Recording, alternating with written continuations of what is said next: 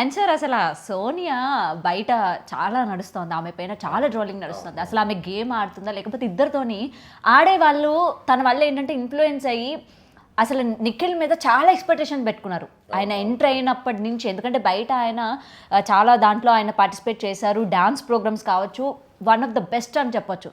So big బాస్లోకి enter అయిన తర్వాత first week చూసిన అఖిల్ తర్వాత లేరు, అసలు ఎక్కడ లేరు నిఖిల్. అసలు ఏంటి అసలు సోనియా ఎందుకు ఇట్లా చేస్తుంది? అండ్ మిడ్ నైట్ తను పృథ్వీతో చేసేవి కావచ్చు, మీరు కొన్ని చూసుంటే లైవ్లో జరిగినవి ఇప్పుడు రీల్స్ ఇన్స్టాలో బాగా నైట్ టైం చేసేవి కావచ్చు, ఆ బిహేవియర్ కావచ్చు. అండ్ బయట ఆల్రెడీ తనకి రిలేషన్ ఉందని మనకి నాగార్జున గారు కూడా సాటర్డే ఎపిసోడ్లో ఆయన చెప్పడం జరిగింది, డైరెక్ట్గానే చెప్పారు. అండ్ లోపల ఆమె చేస్తున్న తీరు కావచ్చు, అంటే తన వల్ల గేమ్ ఎఫెక్ట్ అవుతుంది అండ్ పర్సన్స్ కూడా ఎఫెక్ట్ అవుతున్నారు. సో దీనికి సంబంధించి ఆమె కావాలని చేస్తుందా లేకపోతే బిగ్ బాస్ తన చేత ఈ విధంగా చేయిస్తున్నారా? లేదు లేదు, ఎందుకనంటే యాక్చువల్గా నాకు తెలిసిన సోనియా నా అంతవరకు అయితే ఆమె అబ్బాయికి అమ్మాయికి డిఫరెన్స్ ఎక్కువేం చూడదు, అందరితో ఒకటే రకంగా ఉంటుంది. కాకపోతే ఆమెకు ఆ పర్సన్ నచ్చాలి అంతే. ఫస్ట్ నచ్చితే వాళ్ళతో ఫ్రెండ్లీగా మూవ్ అవుతుంది. సో నేను కూడా బయటకు రాగానే కొన్ని ట్రోల్స్ నేను చూపిస్తే నేనే షాక్ అయినా, అయ్యో పాపం వీళ్ళు మరీ అంటే చాలా నెగిటివ్ పోతుంది, ఎట్లా ఇది అని యాజ్ అ ఫ్రెండ్గా నేను కూడా కొంచెం ఫీల్ అయినా. కానీ నేను ఈరోజు వెళ్ళి వాళ్ళ కాబోయే హస్బెండ్ని కలిసిన అండ్ వాళ్ళ ఫ్యామిలీని కలిసిన. సో దే ఆర్ లైక్, అరే నాకు తెలుసు ఆ అమ్మాయి ఏందనేది మాకు తెలుసు. సో అమ్మాయిలను వాళ్ళని ఒక బ్రదర్ కేటగిరీలో అట్లే చూస్తుంది. అండ్ ఆ అమ్మాయి అయినా అబ్బాయి అయినా ఆమెకు నచ్చితే అట్లే ఉంటుంది, చేతులు పట్టుకుని నార్మల్గా మాట్లాడడం ఆమెకు రెగ్యులర్గా ఉండే అలవాటు. కానీ ఆమె నెగిటివ్ ఇంటెన్షన్ ఉండదు. నేను కదా చేసుకోబోయేది, నాకు ఏ ప్రాబ్లం లేదు, నాకు ఆ అమ్మాయి ఎంత ప్యూరో నాకు తెలుసు. నెగిటివ్గా ఏమన్నా పోర్ట్రే వేసుకుంటే నాకు సంబంధం లేదు, నేనైతే పట్టించుకోవట్లేదు. మరి దానివల్ల బయట ఒక రిలేషన్ బ్రేకప్ అయింది, ఆ విషయం మీకు తెలుసా? అవునా? ఎస్, నిఖిల్ అండ్ కావ్య రిలేషన్లో ఉన్న విషయం మీకు తెలుసా? చాలా ఇయర్స్ నుంచి వాళ్ళిద్దరికి పర్సనల్ యూట్యూబ్ ఛానల్ ఉంది అండ్ పర్సనల్గా వాళ్ళిద్దరూ అన్నిట్లో కూడా పార్టిసిపేట్ చేశారు. పేరు నేను చెప్పొద్దనుకున్నాలే కానీ యాక్చువల్గా వాడు వచ్చే ముందే బ్రేకప్ అయిందని వాడే చెప్పిండు నాకు.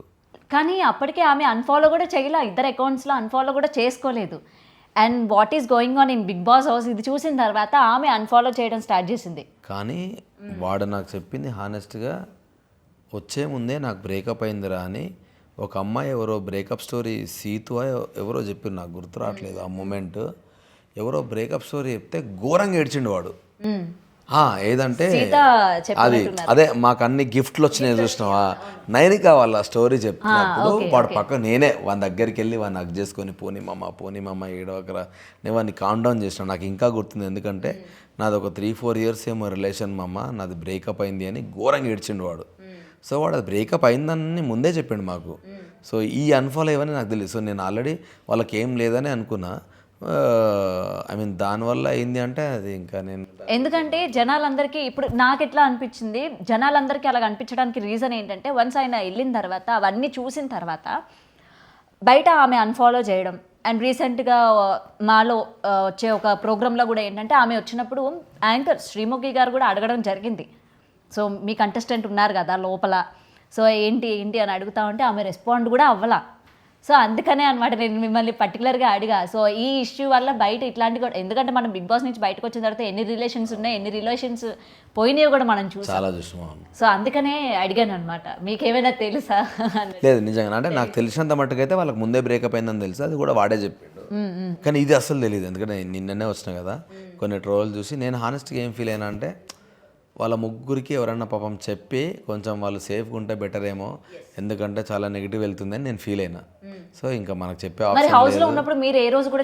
చెప్పిన అయ్యో లేదు, నేను అన్ఫార్చునేట్లీ వచ్చినా కానీ నేను వచ్చే 2 రోజుల ముందు నేను మాట్లాడింది అదే. నిఖిల్ తోటి సోనియా తోటి చెప్పిన మాటలే అవి. నువ్వు వాళ్ళని ప్రొవోక్ చేస్తున్నావా, వాళ్ళని నువ్వు దాన్ని ఏమంటారు, నువ్వు వాళ్ళకి ఇన్ఫ్లుయెన్స్ చేస్తున్నావా నాకు తెలుస్తలేదు సోనియా, కానీ మీ ఫ్రెండ్గా నేను పక్కకి వెళ్ళి చూసిన నాకే నువ్వు వాళ్ళని ఇన్ఫ్లుయెన్స్ చేసిన ఫీలింగ్ వస్తుంది. అంటే అరే నేను చెప్తే ఎందుకు వింటారా, వాడు పృథ్వీగాడని వింటాడు కానీ వాడు విన్నాడరా అని ఆమె కూడా అన్నది. కానీ వినడం నువ్వంటున్నావు కానీ చూస్తే వాళ్ళకి అట్లా కనబడతలేదు, వాడు నీకు అగెనిస్ట్గా మాట్లాడు, సో అట్లే అనిపిస్తుందిరా అని ఆమెకు చెప్పిన. నిఖిల్కి కూడా వెళ్ళి మామ కొంచెం జాగ్రత్త ఉండు, నీ గేమ్ కొలాప్స్ అవుతుంది ఎక్కడో, నువ్వు ఎందుకో సోయినా చెప్తే వింటున్నట్టు నాకే అనిపిస్తుందిరా అంటే నాకు కూడా అనిపిస్తున్నాడు, మరి మాట్లాడుకుంటారా మీరు ఇద్దరని చెప్పిన. ఆ తర్వాత మరి వాళ్ళిద్దరు మాట్లాడుకున్నారు, అదే నేను అప్పటికే వచ్చేసిన. కానీ అనుకోకుండా ఆ 2 days ముందు నేను మాట్లాడింది అదే వాళ్ళిద్దరితో. యష్మి కూడా ఏంటంటే 2 weeks బిగ్ బాస్ దయ వల్ల చక్కగా సేఫ్ అయిపోయారు.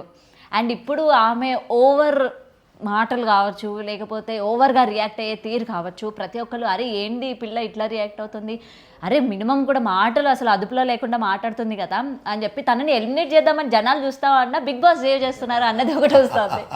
ఫస్ట్ 2 జోక్ ఏంటంటే పాపం 3rd వారం అందరూ నువ్వు ఫస్ట్ 2 వారాలు సేవ్ అయినావు కాబట్టి నేను నామినేట్ చేస్తున్నా అన్నారు పాపం. కానీ యాక్చువల్గా టు బీ ఫ్రాంక్ యష్మి చాలా మంచి అమ్మాయి, కానీ గేమ్ వచ్చిన తర్వాత ఆమె ఎంత సైక్ అయిపోతుందో ఆమెకు కూడా తెలియదు నిజంగా కూడా. అంటే ఎట్లుంటుందంటే యాక్షన్ కట్ చెప్పినట్టే, ఇప్పుడు నువ్వు చంద్రముఖి లాగా బిహేవ్ చేయి కట్ అనగానే నార్మల్ అయిపోతారు చూసినా, అట్లా గేమ్ పాస్ అనగానే మళ్ళీ వెళ్ళి నవ్వుకుంటా మాట్లాడుతూ ఉంటుంది. అరే ఇంత సడన్గా ఎట్లా షిఫ్ట్ అవుతుంది ఈ అమ్మాయి అని అనిపిస్తూ ఉంటుంది అప్పుడప్పుడు. యాక్చువల్గా చాలా సాఫ్ట్, చాలా ఎమోషనల్ ఆమె, కానీ బయటకు అట్లా ప్రొజెక్ట్ అవ్వట్లేదు. కానీ గేమ్లో మాత్రం నేనే షాక్ అయినా చాలాసార్లు, సైకోలా బిహేవ్ చేస్తావు యష్మి నువ్వు అని అంటే నవ్వుకుంటుంది మళ్ళీ. సో ఏమో తను చూసిన వాళ్ళందరూ ఓర్ బాబు ఏంది అసలు ఇట్లా బిహేవ్ చేస్తోంది అని చెప్పి తినకి వేరే ట్యాగ్ ఇచ్చినారనమాట. లాస్ట్ సీజన్లో శోభా శెట్టి, మీకు ఐడియా ఉన్నారా, శోభా 2.0 అని చెప్పి ట్యాగ్ ఇచ్చినారనమాట ఈమె కూడా.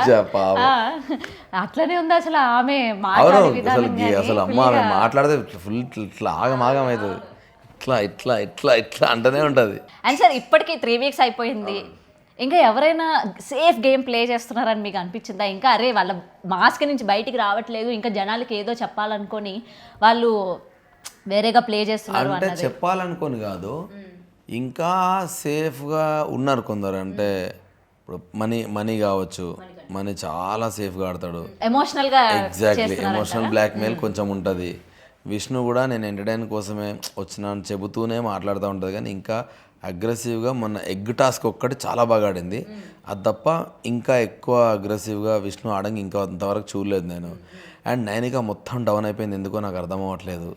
మరి నిన్న నామినేషన్లో గట్టిగానే మాట్లాడినట్టుంది, కానీ ఒక 2 weeks పాపం అమ్మాయి ఎందుకో డౌన్ అయింది. ఎందుకంటే ఫస్ట్ వీక్ చూసిన, మేబీ ఫస్ట్ వీక్ చూసిన నైనిక వేరే, అసలు ఈ పిల్ల ఫినాలే దాకా వెళ్ళిపోతుంది. స్టార్టింగ్ లో పెట్టిన టాస్క్ అన్ని ఎట్లా ఆడింది అసలు, ఇట్లా చిరుతలాగా ఆడింది అసలు. సో అది నెక్స్ట్ ఆదిత్య అన్నకు కొంచెం అంబియన్స్ సెట్ అవుతలేదు, ఆయన ఇప్పటి వరకు కనిపించట్లేదండి అసలు. మీరు జోక్ ఏంటంటే నేను హౌస్ మొత్తం అందరితో ఎక్కువసేపు తిరిగిన క్యాండిడేట్ నేనే హౌస్లో, నా ఫుటేజే ఎక్కువ లేదాడ. 2 వారాలు నువ్వు ఎక్కువ కనబడలేదురా అని మా వాళ్ళు అంటే నా ఏవి మొత్తం చూపించి మరి ఇదంతా ఎవడరా అని అడిగిన. నేను చాలా మాటలు మాట్లాడినా. నేను బయటకు వచ్చి వాళ్ళకు ఇది ఎందుకన్నవరా అంటే దాని ముందు జరిగిన టాపిక్ అంతా చెప్తా ఉంటే అరే అదంతా ప్లే కాలేదురా మాకు తెలియదురా అంటున్నారు. సో 24 hours ఆబ్వియస్లీ వాళ్ళకు కూడా ఎనీకి ఆప్షన్ ఉండదు కాబట్టి ఎక్కడెక్కడ ఎగిరిపోయి ఉంటాయి. కానీ చాలా మాట్లాడినా, అంతా మాట్లాడితే నాదే ఎంత ఉందంటే ఆదిత్య అన్న అక్కడోసారి కనబడతాడు ఆయన. అసలు నిజంగా చెప్పాలంటే అన్న లక్కీ 3 weeks ఉండడం. శేఖర్ అన్నకి మెడికల్ ఎమర్జెన్సీ లేకపోయి ఉంటే ఆదిత్య అన్న అవుట్ ఆ వీక్. శేఖర్ అన్నకి బాబు పుట్టడము అందరు ఎమోషనల్ అయిపోవడం వల్ల అన్న బయటకు వెళ్ళిండు, అన్న కూడా ఉండాలని విల్లింగ్నెస్ లేకుండే అప్పుడు కాబట్టి అన్న వెళ్ళండి, కానీ లేకపోతే ఆదిత్య అన్న అవుట్ ఆ వీక్. అదే అండ్ శేఖర్ భాష గారు ఎలిమినేట్ అయినప్పుడు అట్లనే షాక్ అయినారు అందరూ, ఎందుకంటే అన్ననే చెప్పిండు సెల్ఫ్ నేను వెళ్ళిపోతాను, అన్ననే అందరితో చెప్పిండు. అదే అండ్ బిగ్ బాస్ అంతా స్క్రిప్టెడ్ అనే విషయం బయట అందరికీ తెలుసు. అండ్ మీకు ఇచ్చిన ప్రతి మాట కావచ్చు అది కూడా స్క్రిప్టెడేనా సార్? స్క్రిప్టెడ్ కాదు, నిజంగా స్క్రిప్టెడ్ అంటే నన్ను ఎందుకు పంపిస్తారు? నా ఎమోషన్ ట్రూ కాబట్టి ఆ ఎమోషన్ నేను స్కిప్ అయిపోయి పదాలు మాట్లాడినా. ఎవరైనా సరే ఎమోషన్స్ మనకు అప్పటికప్పుడు ఒకరు వెళ్ళిపోతున్నా కూడా అరే అంత త్వరగా వీళ్ళకి ఏడుపెల్లా వస్తుందిరా. నిజంగా హానెస్ట్గా చెప్తున్నా, నిజంగా అది ఆదిరెడ్డ ఎవరో ఒకసారి ఏదో ఇంటర్వ్యూ యూట్యూబ్ దాంట్లో ఏదో అన్నాడు, నేను కూడా బిగ్ బాస్ హౌస్లో ఉన్నా 15 రోజులకి ఎందుకు ఏడుస్తాడంటే నాకు చాలా గలీజ్ అనిపించింది. ఎందుకంటే ఇప్పుడు ఆదిరెడ్డికి ఎమోషన్ ఉండకపోవచ్చు, అందరికి ఉండొద్దు అన్నది అయితే రాంగ్. అది అందరు ఎందుకు ఏడుస్తారా అంటే నువ్వు హౌస్లో ఉండి కూడా నీకు ఎమోషన్ అర్థం కాలేదంటే అందరు నీళ్ళక గుండరాయి చేసుకొని ఉండలేరు. కానీ నిజంగా చెప్తున్నా చాలా ఎమోషనల్ క్యాండిడేట్లు వచ్చారు ఈ వీక్. ఈ హౌస్లో ఉన్న కంటెస్టెంట్లు అందరూ ఎంత ఎమోషనల్ అంటే సడన్గా నేను నా ఫ్లాష్ బ్యాక్ చెప్పినా ఏడ్చేస్తుర్రు తెలియకుండా. మీరు అబ్జర్వ్ చేస్తే మణికంఠ గాడు వాడేదో నేను వాడిని తిట్టి నేను నామినేట్ చేస్తున్నప్పుడు ఆ తర్వాత మణికంఠ బర్స్టోడ్ అయ్యండి ఫస్ట్ నామినేషన్లో. యష్మి ఏ లెవెల్లో ఏడ్చిందంటే నాకు భయమైంది యష్మిని చూసి, ఇంత ఘోరంగా ఎందుకు ఏడుస్తుంది అని.